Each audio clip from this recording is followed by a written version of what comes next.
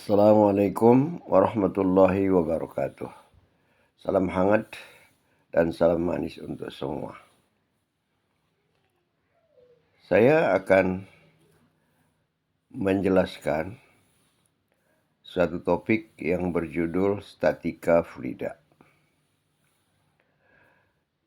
Apa yang dimaksud dengan statika fluida? Statika fluida adalah fluida di mana dalam keadaan statis.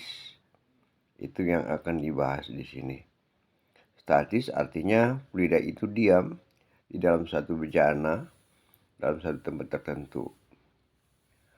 Atau bisa saja fluida itu berada dalam tangki, digerakkan, misalnya dengan mobil tangki ada isinya fluida, sedangkan tangki itu bergerak bersama mobilnya dengan kecepatan yang konstan. Dengan kecepatan yang konstan atau dengan percepatan yang konstan. Maka disebut dengan keadaan statis ya. Jadi kita akan pelajari sesuatu yang berhubungan dengan statika fluida. Pertama kita bicara dulu mengenai konsep tekanan. Seperti kita ketahui bahwa tekanan adalah gaya persatuan luas. Untuk mengukur tekanan suatu fluida digunakan alat. Yang pertama namanya barometer. Barometer ini digunakan untuk mengukur tekanan udara atmosfer, tekanan udara luar. Yang kedua adalah manometer. Manometer adalah alat ukur tekanan fluida di dalam bejana, tangki atau reservoir, pipa, dan saluran.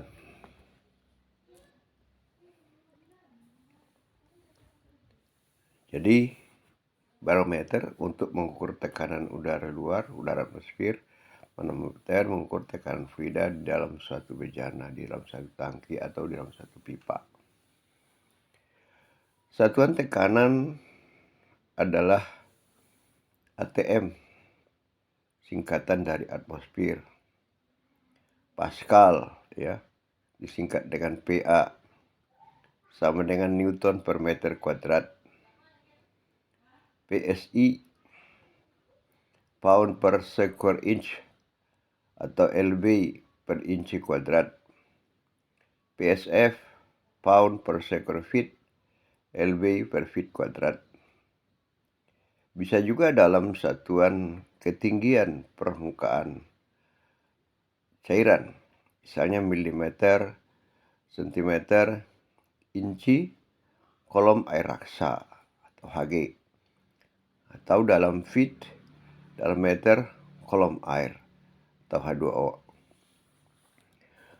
Kalau ada tambahan A di belakangnya, misalnya PSIA, artinya PSI absolut. ATA ya, dari ATM menjadi ATA. ATA itu adalah atmosfer absolut. Apa pengertian absolut di sini? Kita bisa jelaskan pengertian tekan absolut dan bisa kita pahami dari skala ukuran tekanan ya. Skala ukuran tekanan itu merupakan katakanlah sumbu XY. Jadi sumbu X sumbu mendatar, sumbu Y adalah sumbu vertikal. Jadi sumbu X itu dinyatakan dengan tekanan nol absolut, tekanan mutlak, yaitu tekanan yang mungkin dicapai ya di dunia ini. Tekanan nol. Tidak ada tekanan yang lebih kecil daripada nol absolut tersebut. Kemudian kalau kita menggunakan barometer untuk mengukur tekanan udara luar, maka barometer itu sebetulnya sangat sederhana, yaitu sebuah tabung, sering disebut tabung Torricelli, yaitu tabung terbuat dari kaca, bagian bawah tertutup, bagian atasnya terbuka. Diisi dengan air raksa, panjangnya 1 meter, 100 cm. Ya, panjang atau tingginya ya 100 cm. Dan luas penampangnya adalah 1 cm kuadrat. Tabung ini diisi dengan air raksa. Kemudian ada bejana air raksa, bejana biasa, ya, diisi juga dengan air raksa. Lantas kita masukkan tabung Torricelli tadi, dia akan menutup bagian atasnya dengan induk jari kita, dibuat terbalik ya ke atas bejana air raksa itu. Maka nanti air raksa di dalam tabung tersebut akan menurun. Berapa ketinggian daripada air raksa di dalam tabung tersebut? Ini sangat tergantung kepada tekanan udara luar, ya, tekanan udara luar yang menekan air raksa yang berada di dalam bejana, ya, di dalam bejana. Katakanlah ketinggiannya sama dengan H cm. Kalau eksperimen ini kita lakukan persis di permukaan air laut, dimanapun di dunia ini, apakah di Indonesia, di Malaysia, di Amerika, di Eropa, di Afrika, di Australia, daerah kutub, maka H itu harganya sama, yaitu 76 cm. Itu dikatakan bahwa tekanan persis di permukaan air laut adalah sama dengan 1 atm, 1 atmosfer. Ini dijadikan sebagai standar. Karena tekanan 1 atmosfer itu adalah tekanan udara persis di atas permukaan air laut dimanapun di dunia ini. Kalau kita ukur tekanan udara makin naik dari permukaan air laut, maka tekanan tersebut makin kecil. Artinya hanya nanti akan makin kecil. Sampai nanti ke atas sana sampai sekian kilometer, tekanannya nanti akan menjadi nol, yaitu pada ruang hampa.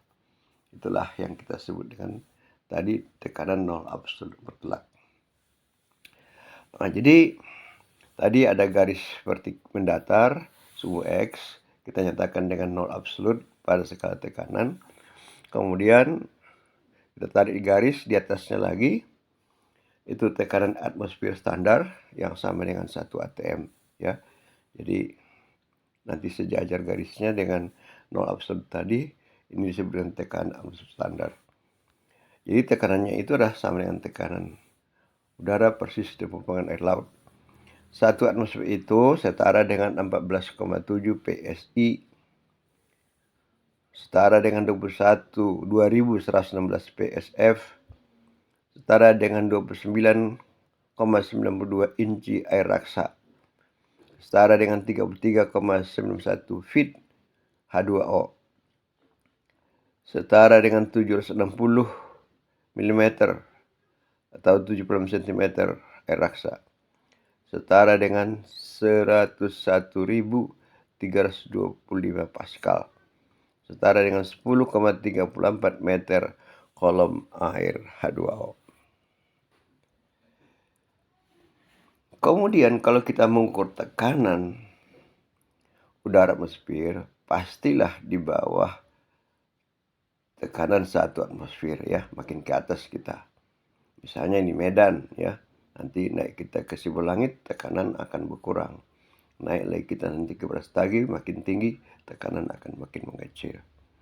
Jadi pada skala tekanan, maka garis tekanan atmosfer lokal tersebut berada di bawah garis tekanan atmosfer standar, ya. Itu yang dikatakan dengan penunjukan barometer, selalu disingkat dengan P-bar, pengukuran tekanan udara luar. Selalu itu berada di bawah tekanan atmosfer standar. Jadi nanti garis mendatar kita tarik di bawah garis tekanan atmosfer standar tersebut. Jadi kalau kita mengukur tekanan yang lebih besar dari 1 atmosfer, maka berada nanti dia di atas, ya, berada di atas garis tekanan atmosfer tersebut. Kalau kita mengukur tekanan yang negatif, tekanan vakum disebut juga tekanan hisap, tekanannya di bawah tekanan atmosfer, maka titiknya berada di bawah garis tekanan atmosfer tempat tersebut. Itulah yang disebut dengan tekanan vakum, ya, tekanan vakum. Maka dari pernyataan ini kita akan bisa melihat bahwa tekanan absolut sama dengan tekanan atmosfer setempat ditambah tekanan pengukuran.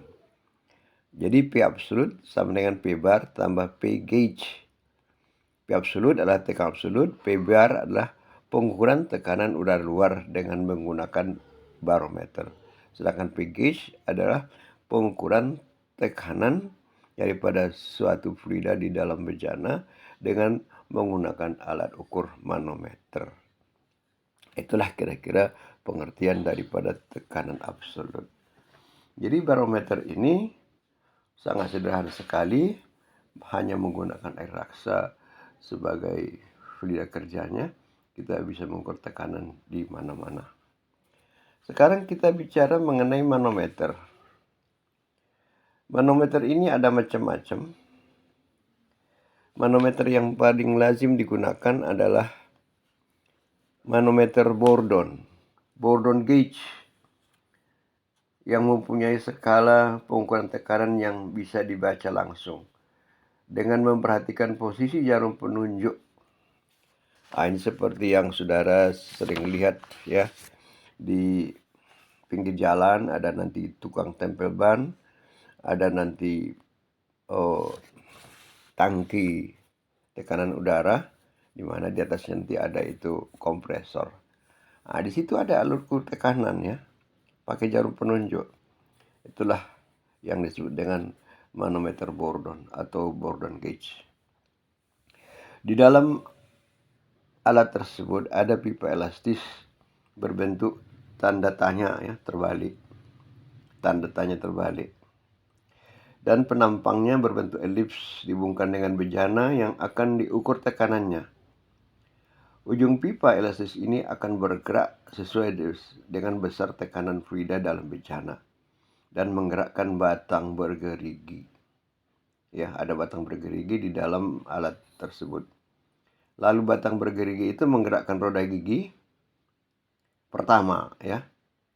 Dan roda gigi ini nanti menggerakkan roda gigi lainnya yang persis berada di pusat daripada alat Bourdon gauge tersebut. Jadi putarannya nanti berlawanan, ya. Roda giginya itu berlawanan arah putaran satu dengan yang lain. Yang terakhir ini putarannya searah putaran jarum jam yang digerakkan oleh roda gigi pertama. Roda gigi pertama gerakannya berlawanan dengan arah putaran jarum jam. Pada sumbu roda gigi kedua ini, ya, dipasang jarum penunjuk yang berputar bersamaan. Jika tekanan besar, pipa elips mengembang yang mengakibatkan roda gigi kedua dan jarum penunjuk berputar searah putaran jarum jam. Ini berarti tekanannya naik atau besar. Demikian juga sebaliknya. Beberapa manometer yang lain yang banyak digunakan adalah pertama piezometer. Yang kedua simple manometer. Yang ketiga negative pressure manometer. Ini mengukur tekanan negatif, tekanan yang lebih kecil dari 1 atmosfer. Kemudian differential manometer, mengukur beda tekanan. Micromanometer juga mengukur beda tekanan, tapi yang sangat kecil. Kemudian inline manometer atau manometer miring. Fungsinya sama. Jadi alat ukur ini, piezometer, bentuknya sederhana, hanya berbentuk tabung kecil terbuat dari kaca. Jadi itu dipasang nanti di atas bejana secara vertikal, sehingga nanti fluida yang ada di dalam tabung itu nanti sama dengan yang ada di dalam tangki. Jadi tidak apa-apa bercampur dia. Kalau tidak sama fluidanya nanti bercampur, nanti ya tidak lagi kelihatan ya bagaimana perbedaannya. Jadi piezometer ini sangat simpel sekali dan hanya digunakan untuk fluida yang fluida kerja sama dengan fluida di dalam bejana. Jadi tekanan nanti sama dengan gamma kali HH, itu ketinggian cairan yang berada di dalam tabung tersebut. Yang kedua adalah simple manometer. Ini manometer biasa, ya, manometer biasa yang berlubang dia, dimasukkan ke dalam lubang tangki. Kemudian ada air raksa. Jadi supaya air raksa jangan masuk ke dalam tangki tersebut, maka dibuat dia mengkok ya, mengkok ke bawah macam pipa U. Pipa U tapi kaki sebelah kanan itu lebih tinggi. Karena nanti di situ mengukur tekanan yang positif. Pasti air raksa yang ada di situ akan lebih tinggi. Ya, kemudian yang ketiga adalah negative pressure.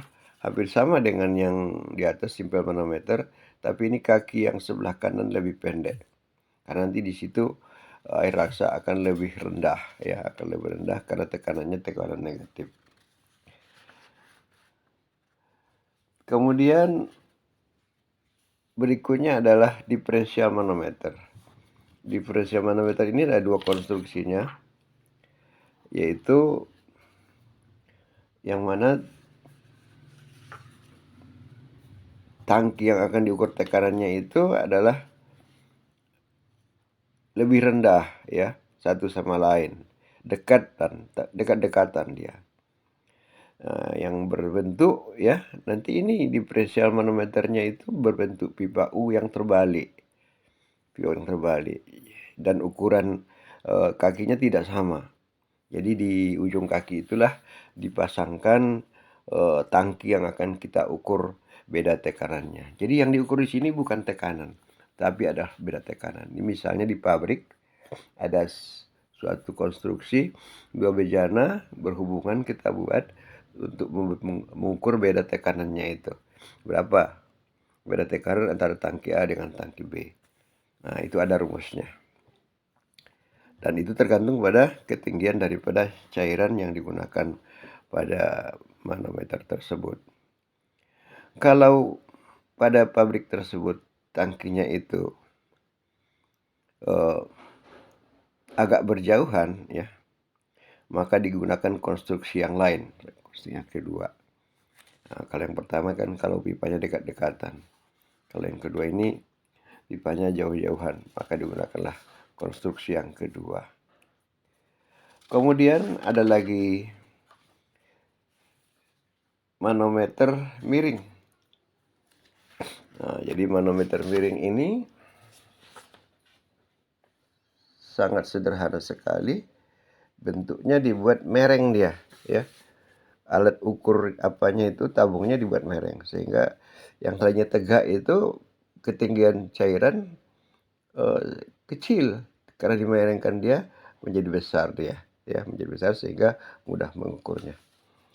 Kemudian mikromanometer ini mengukur beda tekanan yang sangat kecil ya. Kalau ada beda tekanan yang sangat kecil, maka kita gunakanlah mikromanometer. Nah, selanjutnya kita akan bicarakan mengenai tekanan pada suatu titik.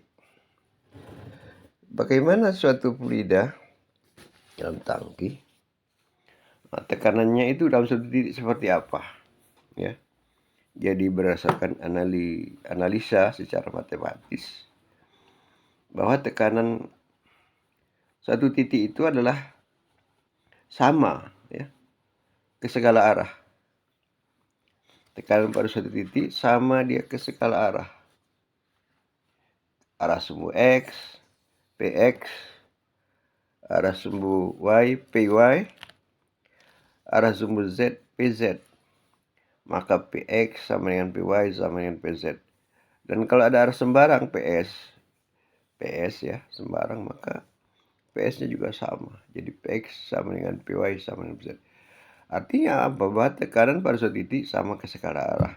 Dan hal ini pernah kita buktikan pada pelajaran di SMA atau di SMP ya, bahwa dinyatakan ya. Nah, itu ada hukumnya itu. Pada cairan, dulu namanya cairan ya, bukan fluida. Pada suatu cairan, tekanan sama ke segala arah. Nah, itu melakukan percobaan ya. Percobaan apa namanya itu? Percobaan Boyle kalau nggak salah ya. Nah itu. Jadi berdasarkan rumus tersebut, maka tekanan ke segala arah adalah sama.